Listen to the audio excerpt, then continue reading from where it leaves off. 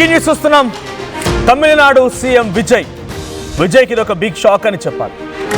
విజయ్ ఎక్కడ సాఫీగా సాగుతాడో కొంతమంది ఇప్పటికే జీర్ణించుకోలేక విజయ్ ఎక్కడ సీఎం అయిపోయాడు కాబట్టి అదే యాక్టింగ్ ఫీల్డ్లో నుంచి బయటకు వచ్చిన చాలామంది తాతాలాడుతున్నారు ఆయనలాగే సీఎం కావడానికి.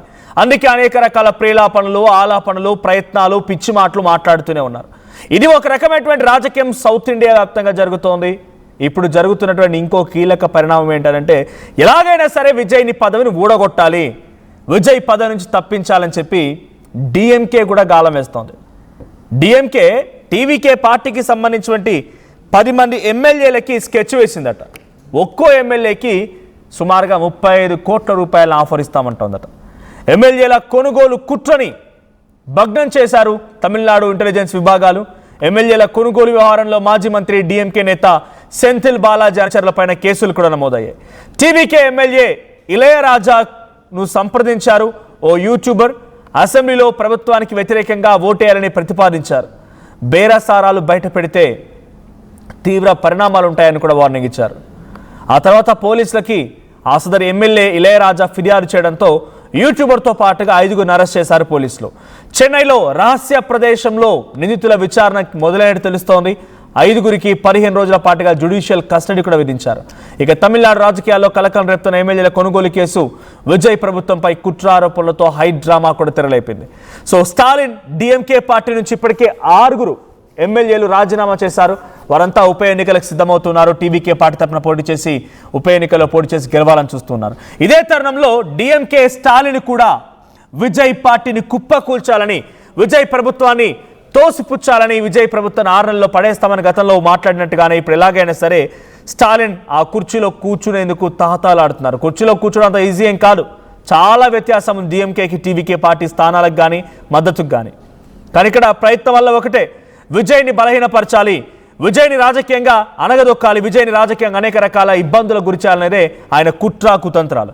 అందుకే 10 మంది ఎమ్మెల్యేలను కొనుగోలు విషయంలో ఒక్కో ఎమ్మెల్యేకి 35 కోట్ల రూపాయలు ఇస్తానని ఆఫర్ చేయడంతో పాటుగా ఇళయరాజా అనేటువంటి ఒక ఎమ్మెల్యేకి డైరెక్ట్గా ఓ యూట్యూబర్ వెళ్ళిపోయి రహస్య మంత్రాలు జరిపాడంట.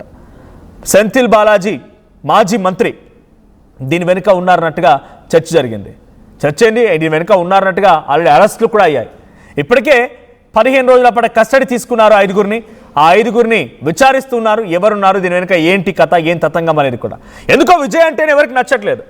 ఆయన ఎందుకు ఆయన పని ఆయన చేసుకుంటూ వెళ్తున్నారు. ఎవరిలాగా డ్రామాలు చేయడం లేదు కాబట్టి స్టాలినే కానివ్వండి, పళనిస్వామి కానివ్వండి, ఇంకెవరైనా విజయ్ గెలుపుని అటు తమిళనాడు రాజకీయ నాయకులే కాదు, తెలుగు రాష్ట్రాల రాజకీయ నేతలు కూడా జీర్ణించుకోలేకపోతున్నారు. విజయ్ గతంలో పవన్ కళ్యాణ్ డిప్యూటీ సీఎంగా ఆయన కూడా మాట్లాడుకొచ్చారు, 2 ఫ్లెక్సీలు వేసి విజయ్ గెలిచాడని చెప్పి. అంటే విజయ్ గెలుపును కూడా ఈ రకంగా అవహేళన చేస్తూ, విజయ్ ఏం కష్టపడకుండా గెలిచాడని చెప్పి, అంటే విజయ్ యొక్క గెలుపును కూడా ఇష్టానురీతిన మాట్లాడుతూ, అంటే విజయ్ ఎక్కడ కూడా డిప్యూటీ సీఎం పవన్ కళ్యాణ్ గతంలో ఎన్ని రకాల పోరాటాలు చేశారో చూసాం. ఆయన అనేక రకాల అక్కడ వారాహికి సంబంధించిన యాత్ర చేపడుతున్న సమయంలో అనేక రకాల ఇబ్బందులు పెడితే తెలంగాణ నుంచి రిజిస్ట్రేషన్ చేసుకొని ఆంధ్రప్రదేశ్కి వెళ్ళి అక్కడ పెద్ద ఎత్తున యాత్రలు చేపట్టారు. అక్కడ అనేక రకాలుగా ఆయన ప్రయత్నాలు చేశారు. ఇది ఎందుకు నేను చెప్తున్నానంటే విజయ్ గెలుపుని ఏ స్థాయిలో ప్రతి ఒక్కరు విభేదిస్తూ, ప్రతి ఒక్కరు ప్రయత్నం చేస్తూ ఆయన ప్రభుత్వాన్ని కూలగొట్టాలనని వ్యక్తిగత హననానికి, వ్యక్తిగతంగా ఆయన విషయంలో అనేక రకాలుగా ఆయనని చిన్నతనం చేసి మాట్లాడడం, ఆయన గెలుపుని తక్కువగా చేసి మాట్లాడడం, ఆయన్ని ఎలాగైనా కూడగొట్టాలని తమిళనాడు, కేరళ, మహారాష్ట్ర, ఇకపోతే సౌత్ ఇండియన్ స్టేట్స్లో ఆంధ్రప్రదేశ్, కేరళ, తమిళనాడు, కర్ణాటక ఈ ప్రాంతాలటువంటి ప్రతిపక్ష పార్టీలు ఉన్నటువంటి నేతలు కానీ, అంటే ఆయన టీవీకి అంటే కాంగ్రెస్ పార్టీతో పొత్తు పెట్టుకున్నారు. ప్రతిపక్ష పార్టీ నేతలు అనేక మంది కూడా ఇదే రకంగా మాట్లాడుతున్నారు. డిఎంకే పార్టీ ఏకంగా ఆయన ప్రభుత్వాన్ని కుప్పకూల్చేందుకు మొదట్లోనే శపథం కట్టింది. స్టాలిన్ని కలిసి వచ్చారు విజయ్ కూడా. కానీ స్టాలిన్ ఏమాత్రం తగ్గలేదు. ఎలాగైనా సరే ఈ ప్రభుత్వాన్ని కూలదోయాలి, ప్రభుత్వాన్ని పక్కన పెట్టాలి, ఇదే ఆయన లక్ష్యం కనబడుతోంది. ఇదే ఆయన లక్ష్యంతో పనిచేస్తున్నట్టు కనబడుతోంది. 10 మంది ఎమ్మెల్యేలని తమ పార్టీలో కలుపుకోవడం కోసం డబ్బులు కూడా ఇవ్వడానికి సిద్ధపడ్డారు స్టాలిన్. అంటే ఎటువంటి ప్రయత్నం అర్థం చేసుకుని 35 కోట్లు ఇవ్వడానికి సిద్ధపడ్డారంట. ఒక్కో ఎమ్మెల్యేకి 35 కోట్ల రూపాయల చొప్పున సుమారుగా 10 మంది ఎమ్మెల్యేలకి 350 కోట్లు, ఈ మధ్యవర్తిత్వం వహించిన వారికి మరి సుమారుగా 100 కోట్లు, అంటే 500 కోట్లు ఖర్చు పెట్టి ఒక 10 మంది ఎమ్మెల్యేలను తన వైపుగా లాక్కోవాలని స్టాలిన్ ప్రయత్నం చేశారు అనేటువంటి ఈ ప్రయత్నం ఒక చర్చకు దారితీసింది. ఆల్రెడీ ఒక మాజీ మంత్రి సెంథిల్ బాలాజీని కూడా ఇప్పుడు పోలీసు అనుమానిస్తున్న ఆయన కూడా అరెస్ట్ చేసే అవకాశం ఉంది. స్టాలిన్కి ఎందుకు ఇంత అవసరం వచ్చింది? సో 107 ఆయన గెలిచింది. దీంట్లో తిరుచి ఈస్ట్ ఇంకా కంటెస్ట్ చేయాల్సి ఉన్న ఒక ఉప ఎన్నిక ఉంది. అక్కడ ఆయన 2 చోట్ల గెలిచారు విజయ్ కాబట్టి. 5 కాంగ్రెస్, 2 వీసీకే, 4 సిపిఐ సిపిఎంలు మొత్తం కలిపి 120 దాటింది ఆయన సపోర్ట్. ఆ 120 సపోర్ట్ దాటేసింది. ఆయనకు కావాల్సింది 118. సో 120 దాటేసింది. 120 దాటేసినా ఇంకా కుట్రలు కుయుక్తులు పన్నాగాలు పన్ని 10 మందిని మళ్ళీ తమ వైపు తిప్పుకుంటే మళ్ళీ బలహీనమైనటువంటి ప్రభుత్వం అయిపోతుంది, లేకుంటే మెజార్టీ లేని ప్రభుత్వం అయిపోతుంది, మళ్ళీ ప్రభుత్వం కుప్పగూలిపోతుంది అనే ఆలోచన డిఎంకే స్టాలిన్ బహుశా చేస్తూ ఉండొచ్చు. కానీ 6 ఎమ్మెల్యే ఆల్రెడీ ఆయన పార్టీ నుంచి రిజైన్ చేశారు. 6 ఎలాగైనా సరే టీవీకే దక్కించుకోబోతోంది. టీవీకే పార్టీయే డైరెక్ట్గా మళ్ళీ వాళ్లకు టికెట్ ఇచ్చైనా లేదు, తమ అభ్యర్థులు ఎవరైతే గతంలో అక్కడ పోటీ చేశారో ఆ అభ్యర్థులకు టికెట్ ఇచ్చైనా సరే వాళ్ళు పోటీలో ఉండాలనుకుంటున్నారు. పోటీ చేసి టీవీకి మళ్ళీ 6 స్థానాలు దక్కించుకోవాలనుకుంటుంది. ఈ 6 స్థానాలు దక్కించుకుంటే లేదు 7 స్థానాలు తిరుచి ఈస్తో కలిపితే 7 స్థానాలు 7 స్థానాలుగా దక్కించుకుంటే వాళ్ళ సంఖ్య బలం 130 వరకు చేరుకునే అవకాశం ఉంది. ఇక విజయ్ని టచ్ కూడా ఎవడు చేయలేడు. విజయ్ని చూసి ఏడుపులు, విజయ్ని చూసి చెక్కిలి గింతలు, విజయ్ని చూసి ఏదో ఒక పిచ్చి ప్రేలాపల ఆలాపనలు విజయ్ని చూసి రాజకీయ నాయకులు ఎందుకో ఏడుస్తూ ఇంత కడుపుబ్బ ఏంటో అర్థం కావట్లేదు. అది ఆయన తీసుకున్న నిర్ణయాలు. మొన్నటికి నిర్ణయం తీసుకున్నారు ఆయన. గవర్నమెంట్ హాస్పిటల్స్లో ప్రసవాలని పెంచడం కోసం, గవర్నమెంట్ హాస్పిటల్స్లో డెలివరీ సంఖ్యలు పెంచడం కోసం సామాన్య జనం కార్పొరేట్ వైపుగా ప్రైవేట్ వైపుగా చూడకుండా ఓ నిర్ణయం తీసుకున్నారు. మేనమామ మాదిరిగా ఆయన కానుక ఇవ్వడానికి మగబిడ్డ పుట్టినా ఆడబిడ్డ పుట్టినా ఉంగరం ఇవ్వడానికి సిద్ధమైపోయారు. వాళ్ళ వేలికి ఉంగరం ఇవ్వడానికి సిద్ధమైపోయారు. సో అందరూ చాలామంది అక్కడ రాజకీయ నాయకులు లేకుండా చాలామంది విశ్లేషకులు ఏం చెప్తున్నారంటే ఇన్ఫ్రాస్ట్రక్చర్ని డెవలప్ చేయాలి, ఇన్ఫ్రాస్ట్రక్చర్ డెవలప్ చేస్తే ఆటోమేటిక్గా పబ్లిక్ డైవర్ట్ అవుతారు. ఇన్ఫ్రాస్ట్రక్చర్ డెవలప్మెంట్ చేసినా కూడా కొన్ని సందర్భాల్లో వాటి పట్ల విశ్వసనీయత కోల్పోయారు. రాజకీయ నాయకుల యొక్క పని మూలంగా, రాజకీయ నాయకుల యొక్క వ్యవహారాల మూలంగా ప్రభుత్వ ఆసుపత్రుల యొక్క విశ్వసనీయత కోల్పోయారు.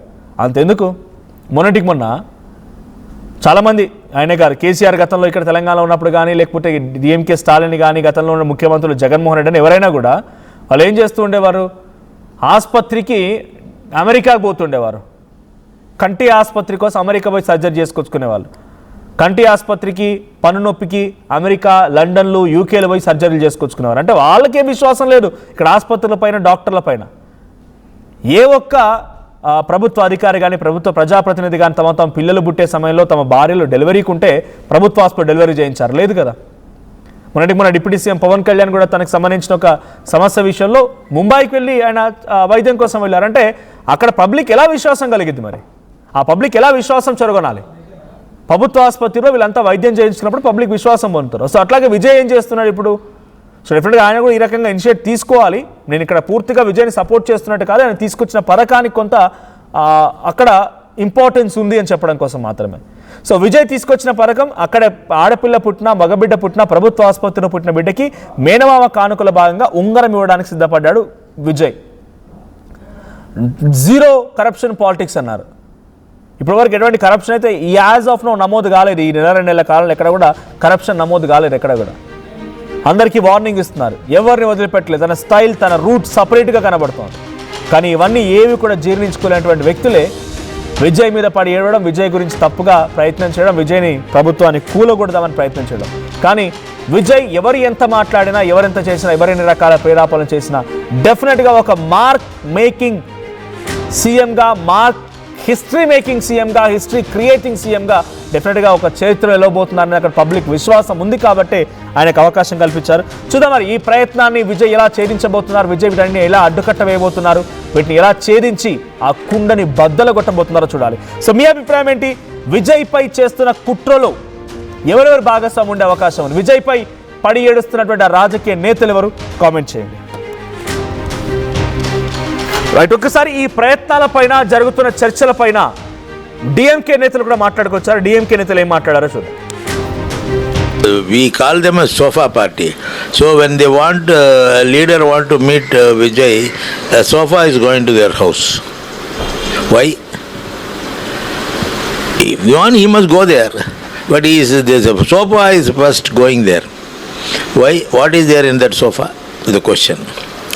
Secondly, 6 or 7 MLAs from ADMK who had won have resigned their post and joining the party. who have more number of corruption cases among these 7, 2 or 3 people have corruption cases. So they are known corrupts. Without any gain, will they go there? Is the question. So this is psychologically, if you approach it, horse trading has happened. Otherwise, they would not have gone. See, this is the lie. That is TVK. Their ministers, whatever they say, is a lie. How can we go and poach TVK when they have come to power? How can we do that? It is impossible. Just to accuse DMK, he had also said that Stalin should retire from politics, I think. Stalin is in politics for the past around 50 years, more than 50 years, from his young age, school days. And he has suffered imprisonment for the sake of the people. He had went on many agitations for the sake of the people. He had worked for the people. Been telling this continuously that this has been happening for last 40 days, and DMK Stalin and his teams are trying to horse trade with our MLAs. And yesterday, few days back, one of our MLA was threatened by DMK people. It was backed by Senthil Balaji and his brother Ashok. So with their help, they have been trying to pay around 35 crores for one of our MLA, Uttagare MLA. And they have asked to vote against, when they bring no confidence motion on speaker, they wanted him to vote against against TVK. So that's what the request was. When he said no, he has been threatened badly by the DMK. So he has raised a complaint with all this evidence. Police has arrested 3 persons. They are all these 3 are very close aides of Senthil Balaji. One Naresh was like very regular touching Senthil Balaji. He has been updating all the status. So not only this Pillai Raja, several other MLAs has been contacted by other the DMK persons for this horse trade, and they were trying to pay more than 10, 30, 40 and 50 till 50